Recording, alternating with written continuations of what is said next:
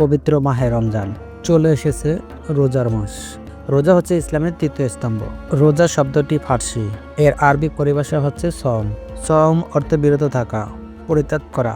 পরিভাষায় সওম হলো আল্লাহর সন্তুষ্টির কামনায় সুবে সাদিক থেকে সূর্যাস্ত পর্যন্ত নিয়ত সহকারে পানাহার থেকে বিরত থাকা। রোজা ফরজ হয় দ্বিতীয় হিজরির শাবান মাসে। এ সম্পর্কে পবিত্র কোরআনে সূরা বাকারা 183 নম্বর আয়াতে বলা হয়েছে, হে মুমিনগণ, তোমাদের প্রতি রোজা ফরজ করা হয়েছে যেমন ফরজ করা হয়েছিল তোমাদের পূর্ববর্তীদের প্রতি, যাতে তোমরা আল্লাহর ভীরু হতে পারো ও পরহেজগার হতে পারো। রমজানের রোজা কেউ যদি অস্বীকার করে সে ইসলাম থেকে বের হয়ে যাবে।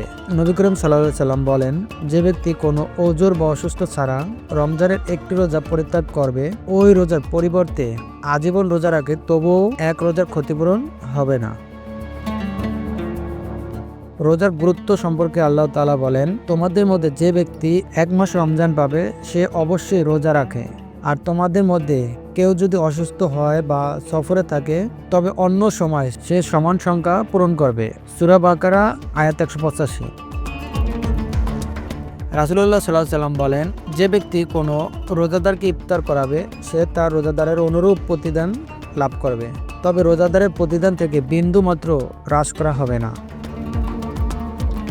নবী করিম সাল্লাল্লাহু আলাইহি সাল্লাম বলেন, আল্লাহর কসম, মুসলমানদের জন্য রমজানের চেয়ে উত্তম কোনো মাস আসেনি এবং মুনাফিকদের জন্য রমজান মাসের চেয়েও অধিক ক্ষতির মাস আর আসেনি।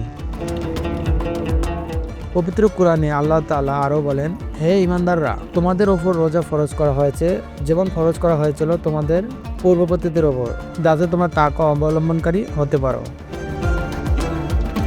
আল্লাহ তাআলা আমাদের রমজানে বেশি বেশি নেক আমল করার তৌফিক দান করুক। আমিন।